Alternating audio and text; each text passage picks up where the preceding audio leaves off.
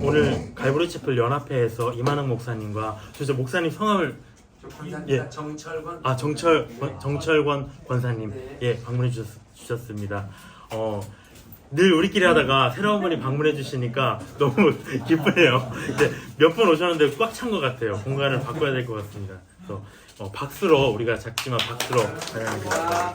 감사합니다. 네, 감사합니다. 네. 오늘 바로 또 말씀을 들어가도록 하겠습니다. 오늘은 출애굽기 11장부터 13장까지를 살펴보도록 하겠습니다. 우리가 지난 시간에는 애굽에 내린 9가지의 재앙들을 공부했습니다. 우리가 하나님께 예배드리러 나가겠다, 우리 백성들을 보내라, 이렇게 모세가 요구를 했는데 애굽 왕이 이걸 거절했죠. 그래서 하나님이 온 땅에 재앙을 내리셨습니다. 근데 완악한 애굽 왕은 재앙이 심할 때는 우리가 이스라엘을 놓아주겠다, 그렇게 제발 우리를 좀 살려달라, 이 재앙을 그치게 해달라 애원을 했습니다. 근데 재앙이 이제 거두어지고 조금 살만해지니까 말을 바로 바꾸었다는 거죠. 근데 이 애굽 왕의 모습은 누구의 모습인가? 우리가 분명히 하나님의 백성들을 예수 믿게 놓아주지 않으려는 세상 사탄의 모습입니다. 근데 슬픈 건 무엇이냐? 하나님의 백성인 우리에게서도 이런 완악한 모습이 보일 때가 있다는 겁니다. 우리가 죄를 짓고 징계를 받았어요. 하나님께 다시는 우리가 죄를 짓지 않겠습니다, 살려주십시오 애원하다가도 다시 하나님이 용서해 주시면, 은혜를 베풀어 주시면 너무나 쉽게도 다시 죄에 빠지는 저의 모습과 같았다는 것. 그런데 오늘은 이제 마지막 10번째 재앙을 공부하게 됩니다. 이것으로 인해서 이스라엘이 애굽에서 벗어나게 됩니다. 우리를 노예 삼으려고 하는 세상의 끈질긴 공격. 우리가 방금 예배드리기 전에도 정말 직장 다니기 힘들다, 때려치고 싶다, 이렇게 얘기를 했는데, 정말 세상은 우리만 집중해야지, 네가 무슨 예배냐, 이 수요일날 왜 하나님께 예배드리러 가냐, 그냥 쉬어라, TV나 보고 놀아라, 왜 이렇게 힘들게 사느냐, 끈질기게 우리를 공격해요. 우리가 세상 일을 그만두려고 생각은 안 하잖아요. 근데 우리가 힘들면 늘 드는 생각은 무엇이냐면 예배 못 가겠다, 교회 못 가겠다라고 한다는 것. 그래서 근데 우리가 이 끈질긴 세상의 공격에서 벗어날 수 있는 길이 오직 무엇이냐? 예수 그리스도의 보혈밖에는 없다는 겁니다. 다른 어떤 것으로도 세상에서 벗어날 수가 없다. 이처럼 이스라엘도 오늘 어린 양의 피로 애굽에서 벗어나는 이런 사건들을 마주하게 됩니다. 오늘 출애굽기 말씀 속에서 어린 양 예수 그리스도만 발견할 수 있다면 오늘의 주제를 발견한 것과 같다고 할 수 있겠습니다. 출애굽기 11장 1절을 한번 보겠습니다.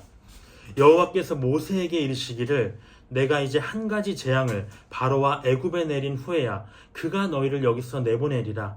그가 너희를 내보낼 때에는 여기서 반드시 다 쫓아내리니 백성에게 말하여 사람들에게 각기 이웃들에게 은금 패물을 구하게 하라 하시더니, 여호와께서 그 백성으로 애굽 사람의 은혜를 받게 하셨고 또 그 사람 모세는 애굽 땅에 있는 바로의 신하와 백성의 눈에 아주 위대하게 보였더라. 하나님은 드디어 출애굽까지 마지막 하나의 재앙이 남았다, 이렇게 말씀하셨습니다. 근데 우리가 이상한 일이죠. 출애굽이 너무 지체된 것 같잖아요. 하나님의 손이 약해서인가? 이 과정을 통해서 도대체 하나님은 무엇을 원하시는 것인가? 본인이 밝히셨습니다. 나의 이름이 세상 가운데 높여지기를 원한다. 그래서 우리가 또 이 출애굽의 과정을 보면서 알 수 있는 게 뭐가 있을까요? 하나님의 일은 단번에 성취가 안 된다는 거죠. 뭔가 금방 이렇게 우리가 예수님 안에서 무언가를 소망했을 때 바로 무언가가 드러나면 좋겠지만 그것이 안 된다는 겁니다. 그래서 성경은 뭐라고 했느냐? 인내는 그 자체가 연단이다. 근데 인내의 그 연단을 통해서 소망을 이룬다. 이것은 과정이 필요하고 시간이 걸린다는 거죠. 근데 우리가 기뻐할 것은 무엇이냐면 이스라엘이 애굽에서 벗어날 때에는 빈손으로 안 가게 하신다는 거죠. 많은 은금 패물을 얻어 나오게 하실 것이다. 그러니까 하나님이 예비하신 우리가 고난의 시간을 지나고 있다면 헛되지 않는다는 것. 그 시간을 지나면 반드시 얻는 것이 있다는 것. 그러니까 꼭 그게 재물을 말하는 건 아니에요. 하나님 안에서 무언가 우리가 얻어갈 수 있는 것이 있다. 4절에 보면 모세가 이제 바로에게 이르되 여호와께서 이와 같이 말씀하시기를 밤중에 내가 애굽 가운데로 들어가리니 애굽 땅에 있는 모든 처음 난 것은 왕 위에 앉아있는 바로의 장자로부터 맷돌 뒤에 있는 몸종의 장자와 모든 가축의 처음 난 것까지 죽으리니 애굽 온 땅에 전무후무한 큰 부르짖음이 있으리라. 그러나 이스라엘 자손에게는 사람에게나 짐승에게나 개 한 마리도 그 혀를 움직이지 아니하리니 여호와께서 애굽 사람과 이스라엘 사이를 구별하는 줄을 너희가 알리라 하셨나니. 모세는 애굽 왕에게 당신이 우리 안 보내주면 하나님이 애굽의 모든 처음 난 것, 초태생이라는 것을 다 죽일 것이다 이렇게 얘기하십니다. 경고하신 거죠. 우리가 왜 초태생을 죽이려고 하셨을까? 맏아들을 의미합니다. 우리가 고대 사회에서는 이렇게 상속을 받고 가족 중심이잖아요. 가문의 대를 잇는 것 매우 중요합니다. 근데 그런 맏아들이 다 죽어버린다는 거죠. 그러므로 인해서 애굽 땅에 사람들의 전무후무한 통곡이 있을 것이다 라고 얘기를 합니다. 근데 반면에 이스라엘 중에는 어떤 일이 벌어질 것인가? 개 한 마리도 혀를 움직이지 않는다고 해요. 이게 무슨 말이냐? 짖지 않는다는 거예요. 개가 두려우면 짖는데 두려움이 없기 때문에 짖을 일이 없다. 애굽에 무서운 재앙이 내리는 동안에 이스라엘에는 아무런 재앙이 미치지 않게 구별하신다. 이것이 하나님의 공의입니다. 하나님은 자기 백성하고 세상을 또 의인과 악인을 함께 심판하지 않으신다는 것. 마찬가지로 우리가 대환란의 재앙을 앞두고 있습니다. 그 대환란 속으로 우리 교회가 들어갈까요? 예수님을 믿지 않고 예수님의 도에 굴복하지 않는 자들은 그 환란에 들어갈 것입니다. 하지만 예수님을 믿고 그 도에 순복하는 자에게는 절대 그 재앙이 미치지 않는다는 것이죠. 8절을 보면 왕의 이 모든 신하가 내게 내려와 내게 절하며 이르기를 너와 너를 따르는 온 백성은 나가라 한 후에야 내가 나가리라. 여기까지가 지금 하나님의 대언입니다. 근데 중간에 얘기가 빠져가지고 심히 노하여 바로에게서 나오니라 이렇게 돼 있는데 조금 헷갈릴 수 있어요. 여기 뭐가 생략되어 있냐면 여기까지 이제 하나님의 말씀을 대언했더니 애굽 왕이 이 말을 안 들었다는 거죠. 그러니까 모세의 입장에는 어떻겠습니까? 심히 노하여 바로에게서 나갔다고 합니다. 그 많은 재앙을 겪었어요. 9번의 재앙을. 근데 애굽 왕의 고집은 한결같았습니다. 그러니까 우리도 세상을 대적할 때 또 세상에서 누군가를 꺼내서 예수를 믿게 하려고 할 때 정말 난공불락의 요새라고 하죠. 도저히 세상을 이길 수가 없다는 것. 그리고 정말 저 사람만은 전도할 수 없을 것 같아서 낙담이 된다는 겁니다. 정말 아무리 기도해도 바뀔까? 저 사람이 전도될까? 이런 낙심이 든다는 것이죠.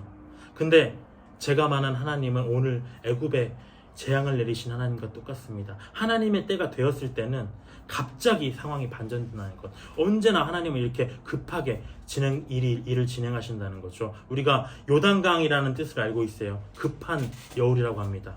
급한 여울. 무언가 하나님의 일이 시작될 때는 급하게 진행된다는 것. 저의 인생도 그랬던 것 같아요. 정말 제가 이제는 결혼이 안 되겠다. 결혼은 못 하겠다. 그냥 접자. 라고 얘기를 했을 때 그때 결혼할 마음이 생겼어요. 1월 1일 몇 년 전인지 기억이 안 나네요. 1월 1일에 그래서 그날 이제 지금 와이프와 함께 시장 교회 장 보러 가다가 거기서 또 사귀자고 고백을 했죠. 그날이 기억이 납니다. 또 사역을 이제는 못하겠다. 전도사를 하면서 이제는 사역 못하겠다. 그냥 일반 성도로 정말 가정 돌보면서 편안하게 살고 싶다 했을 때 사역할 마음을 주셨다는 것. 정말 이상해요. 하나님의 계획이라는 걸. 근데 그 계획이 이루어지는 동안 놓지 않았던 건 뭐냐면 성경 말씀뿐이었던 것 같아요. 근데 이 길은 정말 단순한 길이라는 겁니다. 근데 이 길을 놔두고 어려운 길로 가려고 할 때 일이 꼬인다는 것. 하지만 하나님의 말씀 안에서 우리가 살아갈 때는 언젠가 하나님이 계획하실 때 정말 아무것도 성취되지 않을 것 같지만 갑자기 반전의 시간이 올 수가 있다는 것입니다. 그래서 여기서도 보면 모세가 한 일이 뭐가 있을까요? 아무것도 없어요. 그냥 하나님이 하라는 대로 그 말씀을 대언했을 뿐입니다. 만약에 모세가 여기서 9번째 재앙에서 중도 포기했다면 어떻게 됐을까요? 아무 일도 일어나지 않았겠죠. 근데 이 정말 모세가 9번째 재앙까지 그 행했을 때 모세의 완악함을 보고 안 되겠는데 라고 생각했을지도 모릅니다. 와, 정말 안 되겠다 이 사람은. 9번이나 했는데 근데 낙심하고 포기하지 않았다는 것이죠. 묵묵히 한 번 더 하나님의 명령대로 그분의 말씀만을 전하는 그런 선을 행했을 때 일순간에 애굽 왕이 무너지게 된다는 것. 우리가 12장으로 넘어가 보겠습니다. 12장에 보면 여호와께서 애굽 땅에서 모세와 아론에게 일러 말씀하시되 이 달을 너희에게 달의 시작 곧 해의 첫 달이 되게 하고 돼 있습니다. 날짜가 바뀐 게 아니에요. 이게 다른 의미가 있습니다. 하나님이 애굽왕에 지금 내릴 심판을 너희는 피해야 되지 않겠느냐? 애굽에는 재앙을 내릴 것인데 나의 백성들은 그 심판을 피해야 된다. 그러면 어떻게 해야 될지 내가 일러주겠다라고 하십니다. 첫 번째는 뭐냐면 출애굽하는 이 달을 이스라엘 역사의 첫 달로 여기라라고 하셨습니다. 하나님은 처음을 좋아하시는 것 같아요. 우리가 처음 난 것, 성경에 많이 나오죠. 첫 열매, 첫사랑, 회복하라. 이렇게 처음은 뭐냐면 새로운 걸 의미하는 거예요. 너희가 너무 낡아 있다, 새로운 것이 필요하다 할 때 처음을 얘기하십니다. 근데 이스라엘에게는 두 가지 정체성이 있었어요. 그럼 뭐냐면 하나는 애굽왕의 노예였습니다. 너무나 오랫동안 430년간의 애굽왕의 노예.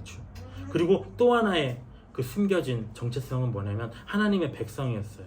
근데 지금 하나님 여기서 첫 달로 여기라는 건 뭐냐면 이제 이 출애굽을 기점으로 너의 과거는 잊어라. 우리 백성, 너희 백성들의 오욕의 과거는 이제 청산된 것이다. 새로운 날로 나아가야 된다. 과거에 매여 있지 마라. 이제 너희들은 노예의 신분이 아니다. 하나님의 백성이다라고 하시는 겁니다.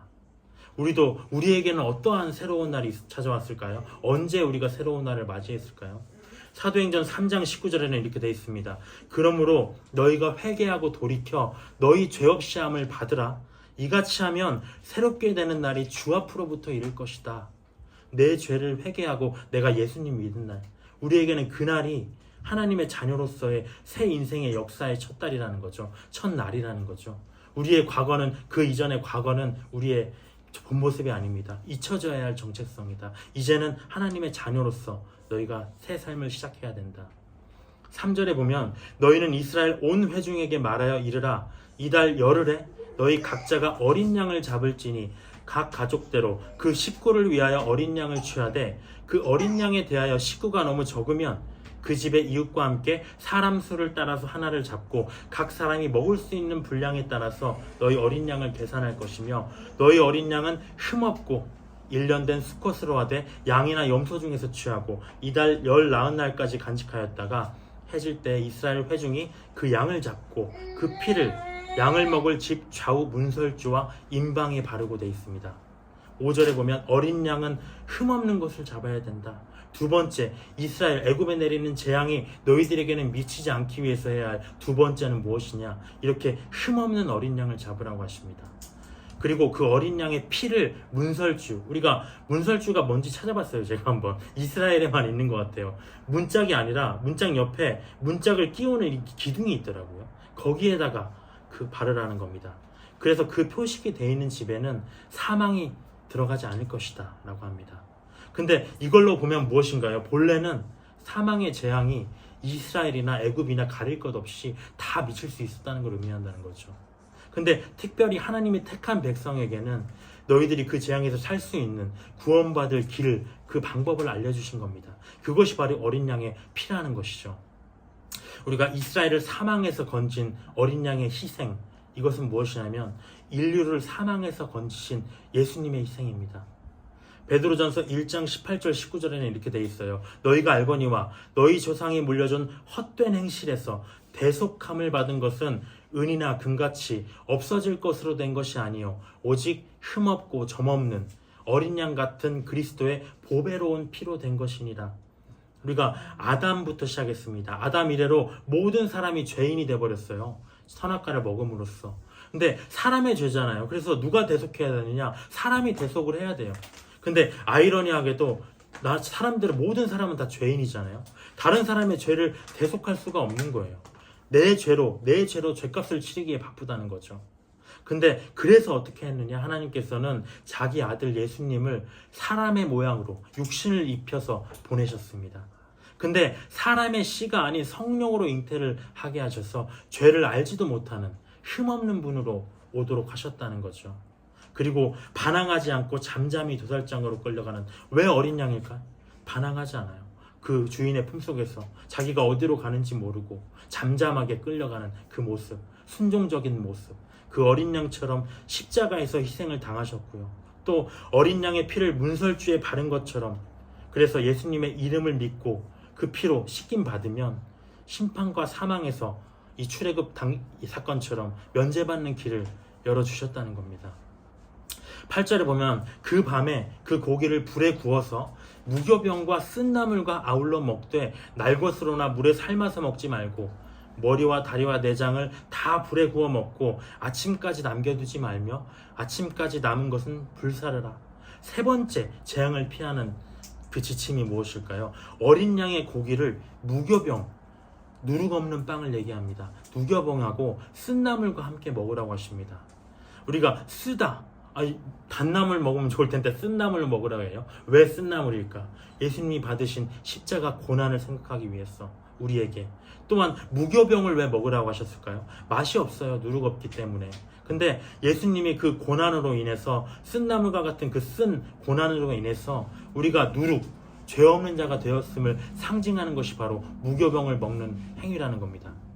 근데 성경은 뭐라고 하냐면 15절에서 보면 유교병은 먹지 말라고 그래요. 유교병을 먹으면 어떻게 되느냐? 하나님의 백성에서 끊어진다 하셨습니다. 유교병이란 무교병하고 반대예요. 누룩을 넣고 발효시킨 빵을 말합니다. 지금 우리가 먹는 다 그런 빵들이 다 누룩이 들어있잖아요. 맛이 있어요. 근데 성경에서 누룩은 죄를 얘기합니다. 죄. 근데 맛있다는 것은 또 뭘까요? 육신의 만족. 와, 맛있는 것. 우리 만족을 취하는 거잖아요. 근데 정말 성경에서 기록된 것들은 허용한 것들은 다 재미가 없어요. 예배, 찬양, 기도 너무 힘들잖아요. 근데 희한하게 성경에서 금한 것들, 죄와 음행과 뭐 이런 마약과 정말 이런 것들, 담배와 다 즐겁다는 거죠. 육신의 만족. 이것들은 세상에 속한 겁니다. 애굽에 속한 것들이에요. 그래서 하나님의 백성이 됐는데 너희들이 어린 양의 고기를 먹으면서 유교병 함께 먹으면 안 된다. 이렇게 얘기하십니다. 고린도전서 5장 7절에는 이렇게 돼 있어요. 너희는 누룩 없는 자인데 새 덩어리가 되기 위해서 묵은 누룩을 내버려야 된다. 우리의 유월절 양 그리스도께서 희생되셨느니라. 그리스도의 희생을 아무 값없이 없는 것으로 만들지 말아라. 누룩을 품어서. 그래서 우리가 어린 양 예수의 희생으로 묵은 누룩, 오래된 죄들이 다 씻김을 받았잖아요. 근데 그 어린 양에게 속했다고 하면서 유교병을 먹으면 죄와 함께 먹는 거라는 거죠. 그래서 성경에는 그러한 자는 하나님의 나라를 유업으로 못 받는다. 이러이러한 불의한 자는 하나님의 나라를 유업으로 못 받는다 돼 있습니다. 백성 중에서 끊어지리라라고 지금 여기서도 말씀했죠. 근데 이 출애굽을 기념하는 이스라엘의 유월절과 같이 우리 지금 교회 시대에는 무엇이 있나요? 성찬이 있습니다. 성경은 예수님께서 십자가에서 흘리신 살과 피를 상징하는 빵과 포도주를 먹고 마시는 성찬을 행할 때 뭐를 하라고 했죠? 그냥 먹으라고 한 게 아니에요. 여기서 지금 유교병 먹으면 안 된다 이런 것처럼 너희들 자기를 살펴라. 그건 무엇이냐면 너희 이 성찬을 대하는 너희들에게 죄가 없는지 살펴라. 이 얘기하시는 겁니다. 그래서 고린도전서 11장에는 만약에 이걸 자기를 살피지 않고 이 죄를 회개하지 않고 먹으면 너희가 너희 죄를 먹고 마시는 것이다 라고 경고합니다. 그래서 사람들이 쉽게 죽는다 이런 얘기도 했죠. 그래서 죄를 짓고 감히 죄 없이 하신 예수님의 몸을 대할 수 없다는 것이 성경의 원칙입니다. 그래서 우리가 성경을 대할 때 매달 첫 주에 성찬 행할 때 반드시 우리가 성찬을 행하기 전에 회개하는 시간을 갖고 있습니다. 11절에 너희는 그것을 이렇게 먹을지니 허리에 띠를 띠고 발에 신을 신고 손에 지팡이를 잡고 급히 먹으라. 이것이 여호와의 유월절이니라. 주님의 방법은 왜 이렇게 힘든지 모르겠어요. 또 급히 먹어야 돼. 여유롭게 먹으면 안 될까요? 넷째는 애굽왕의 명령이 떨어지면 언제든지 나갈 수 있도록 즉시 나갈 수 있도록 급히 먹으라고 하십니다. 여유롭게 먹으면 안 될까요? 우리가 이 말과 똑같죠. 예수님 믿고 좀 세상에도 좀 머물러 있다가 천천히 교회 나가면 안 될까요? 아니라는 거죠. 한시라도 빨리 그 세상에서 벗어나서 교회에 속해야 된다는 겁니다. 왜? 그러지 않으면 마음이 바뀐다는 거죠. 애굽왕의 마음이 세상에 매여버린다는 겁니다. 그래서 너희들이 애굽왕의 명령이 떨어지자마자 바로 나갈 수 있도록 급히 먹어라. 여유롭게 그렇게 막 소지품들 그렇게 늘어놓고 먹으면 안 된다. 그것이 바로 여호와의 유월절이다라고 얘기를 하십니다. 이렇게 지침을 주셨습니다. 12절에 보면 내가 그 밤에 애굽 땅을 두루 다니며 사람이나 짐승을 막론하고 애굽 땅에 있는 모든 처음 난 것을 다 치고 애굽의 모든 신을 내가 심판하리라. 나는 여호와라. 내가 애굽 땅을 칠 때에 그 피가 너희가 사는 집에 있어서 너희를 위하여 표적이 될지라. 내가 피를 볼 때에 너희를 넘어가리니 재앙이 너희에게 내려 멸하지 아니하리라. 너희는 이 날을 기념하여 여호와의 절기를 삼아 영원한 규례로 대대로 지킬지니라. 하나님은 이스라엘이 애굽에서 벗어나기 위한 방법으로 명령하신 의식을 출애굽 이후에도 대대로 행해야 된다 이렇게 말씀하셨어요. 이게 유월절의 기원입니다. 그리고 모세는 이하에서 하나님이 받은 말씀을 다시 그대로 이스라엘에게 대언합니다. 이런 반복적인 구절이 많아요. 하나님의 명령이 모세에게 전달되는 모습이 있고요. 그대로 복사해서 모세가 또 백성들에게 말하는 모습. 왜 그냥 생략해도 될 텐데 이걸 굳이 이렇게 늘어놓으셨을까? 모세는 하나님의 말씀만을 전달했다는 거죠. 26절에 보면 이후에 너희 자녀가 묻기를 이 예식이 무슨 뜻이냐? 아버지, 이 유월절 지키는 게 무슨 뜻입니까? 물어보거든. 너희는 이르기를 이는 여호와의 유월절 제사라. 여호와께서 애굽 사람에게 재앙을 내리실 때에 애굽에 있는 이스라엘 자손의 집을 넘으사 우리의 집을 구원하셨느니라 하라 하며 백성들이 머리 숙여 경배하니라. 이스라엘 자손이 물러가서 그대로 행하되 여호와께서 모세와 아론에게 명령하신 대로 행하니라. 우리가 지금 앞서 배워서 이 구약의 유월절의 의미 우리는 다 알고 있죠 이제. 근데 이것이 바로 성경과 복음의 가장 중요한 주제입니다. 예수님의 구원. 그래서 유월절을 우리가 깊이 살펴보는 것이죠. 근데 이스라엘은 이 절기를 수없이 지금 행했잖아요. 근데 과거에 출애굽의 구원만 기억하고 있어요. 예수님의 구원은 아직 깨닫지 못하고 있습니다. 언젠가는 그날이 다가오겠죠. 29절에 보면 밤중에 이제 여호와께서 일을 시작하십니다. 다 치셨습니다. 장자를.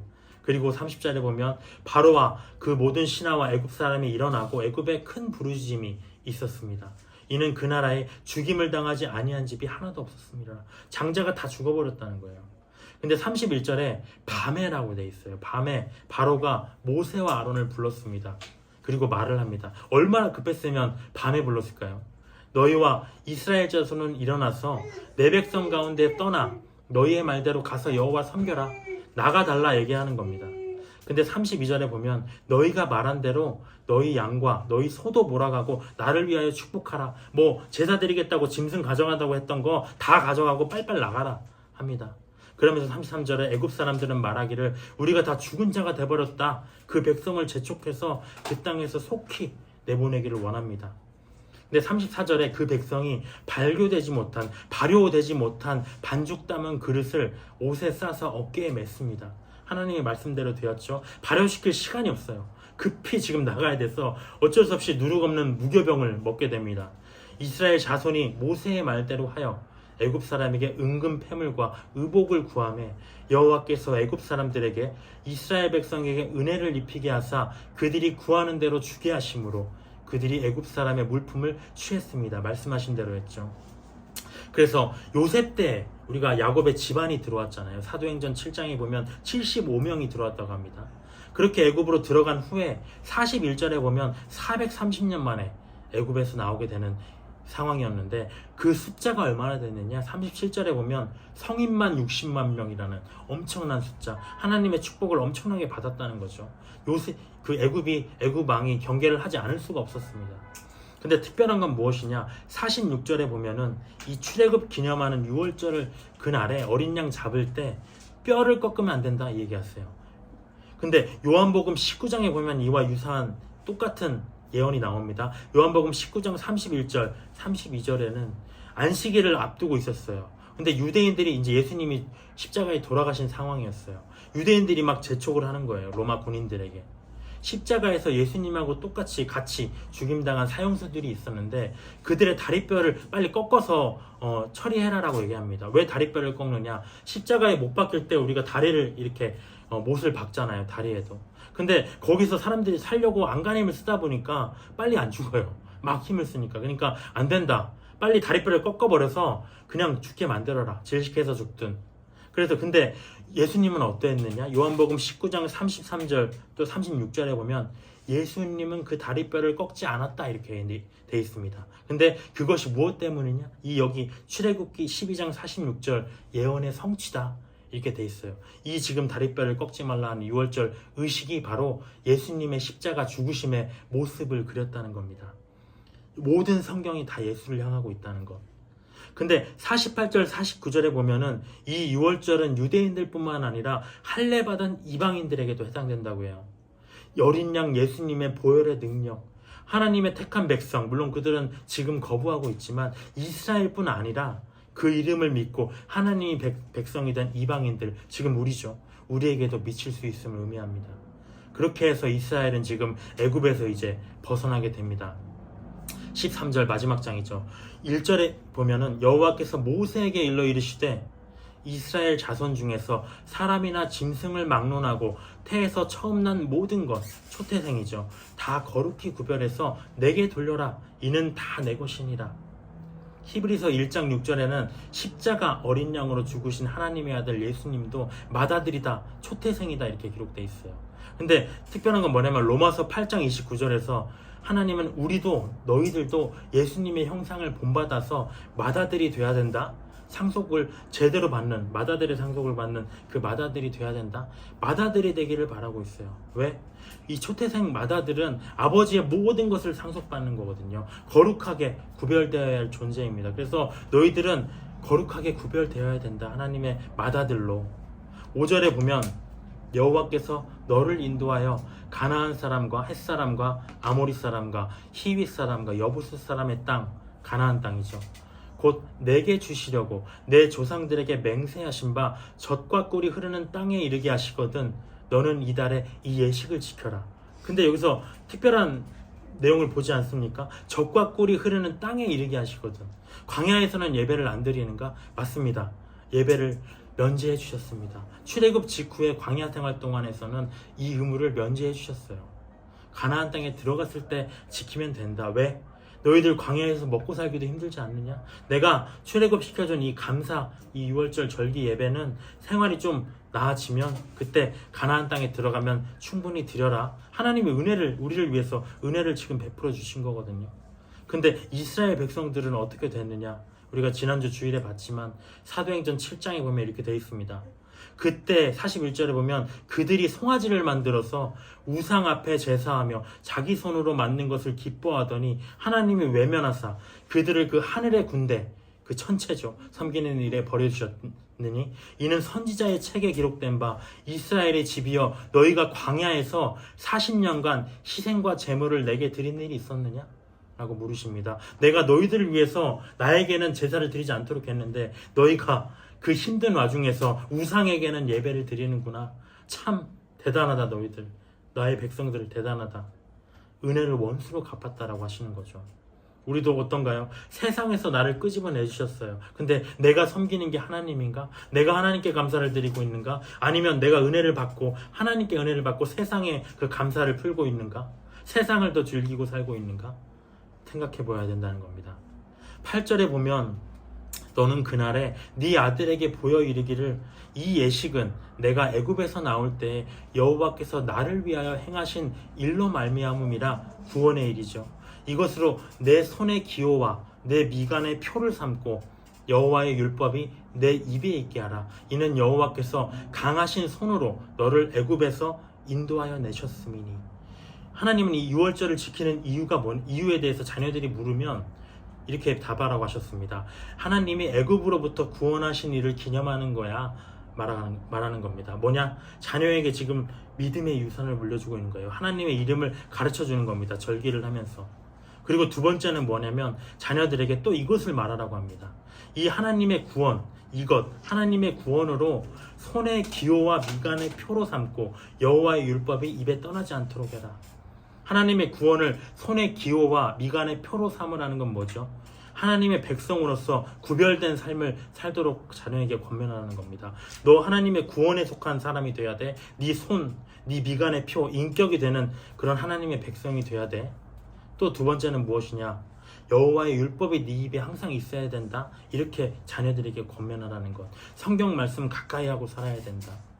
이것은 과거 이스라엘에게만 해당되는 권면이 아닙니다. 우리 자녀들에게도 또 저의 자녀에게도 이렇게 권면해야 될 것입니다.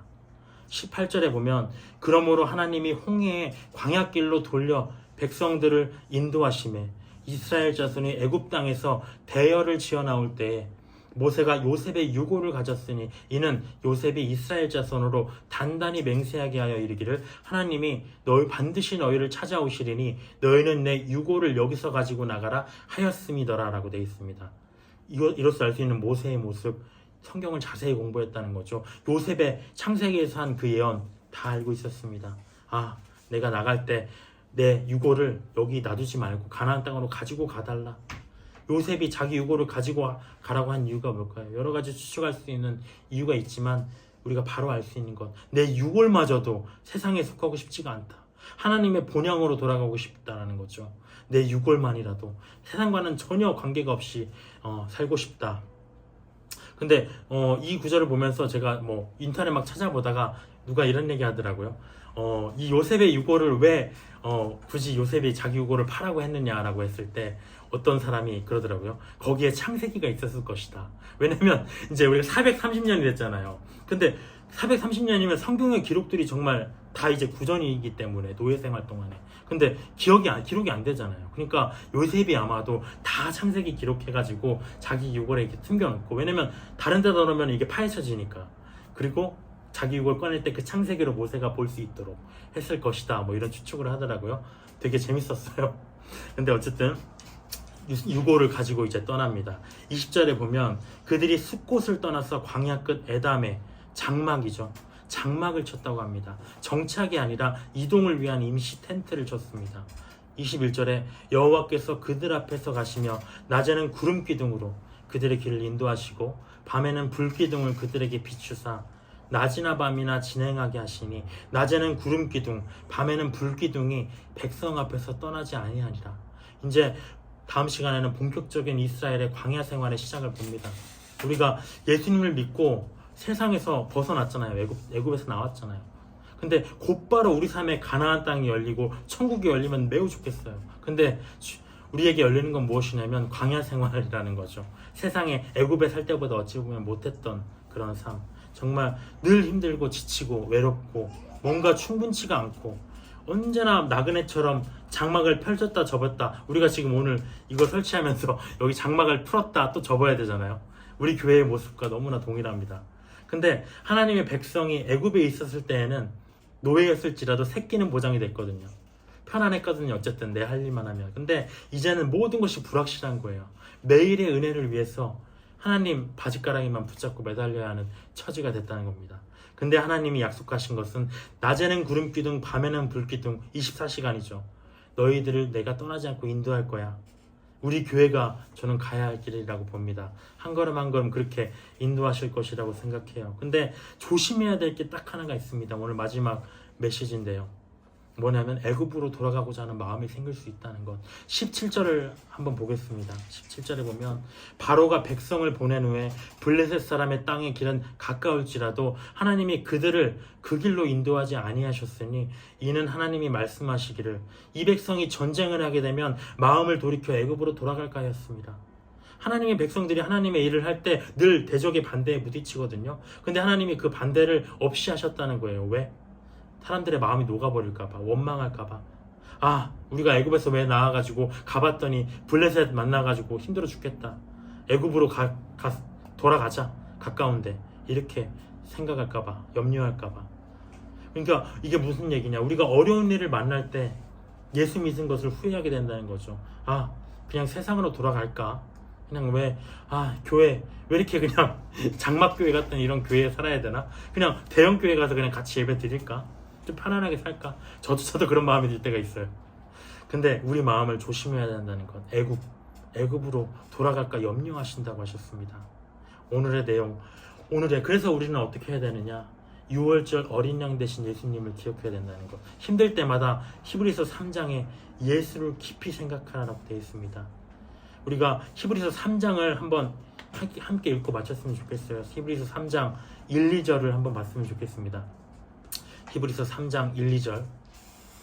히브리서 3장 1, 2절 함께 보겠습니다. 함께 읽겠습니다. 히브리서 3장 1절과 2절 함께 읽겠습니다. 그러므로 함께 하늘의 부르심을 받은 거룩한 형제들아, 우리가 믿는 도리의 사도이시며 대제사장이신 예수를 깊이 생각하라. 그는 자기를 세우신 이에게 신실하시기를 모세가 하나님의 온 집에서 한 것과 같이 하셨으니. 13절에 보면 제가 읽겠습니다. 이렇게 되어 있습니다. 오늘 오직 오늘이라 일컫는 동안에 내일도 아니고 어제도 아니고 오늘 너희들이 피차 매일 권면해야 된다. 너희 중에 누구든지 죄의 유혹으로 완고하게 되지 않도록 해라. 우리가 시작할 때에 확신한 것을 끝까지 견고히 잡고 있으면 그리스도와 함께 참여한 자가 되리라. 필요한 것은 무엇이냐면 하나님에 대한 신실함인 거죠. 모세가 그 하나님께 신실했던 것처럼, 예수께서 하나님께 신실했던 것처럼. 그리고 두 번째는 무엇이냐면 죄로 인해 완고하게 돼서는 안 된다. 그렇게 하루하루 지나가면 매일매일 서로 권면하며 공동체 안에서 살아가다 보면 확신한 것을 끝까지 잡고 있으면 견고하게 우리는 어떻게 되느냐? 가나안 땅에 들어간다는 것이죠. 예수의 십자가에 참여한 자로 천국에서 안식을 누리게 된다는 겁니다. 이러한 출애굽기의 말씀이 우리 교회에도 성취되기를 기도합니다. 기도하고 이 시간 마치겠습니다. 주님 감사합니다. 오늘 출애굽기 말씀을 보았습니다. 6월절 어린 양의 피를 기억합니다. 정말 그러한 대접을 받으셨으면 안 되셨습니다. 정말 하나님의 높으신 아들, 하나님의 본체이신 예수께서 누구를 위하여, 무엇을 위하여 이 낮고 낮은 땅에 오셔서 저희의 죄를 늘 거역하는 저희를 위해 희생하셨는지요. 6월절 어린 양을 통해서, 이 어린 양의 말씀을 통해서 예수를 깊이 생각하기 원합니다. 주님 도와주시옵소서. 우리가 죄의 유혹으로 완고하게 될 때마다, 늘 우리의 믿음이 연약해지려 할 때마다, 깨어지려 할 때마다 예수를 생각하게 도와주시옵소서. 늘 예수 안에서 믿음을 붙잡게 하여 주시옵소서. 아멘. 이 시간을 감사드리며 살아계신 우리 주 예수 그리스도의 이름으로 기도드렸습니다.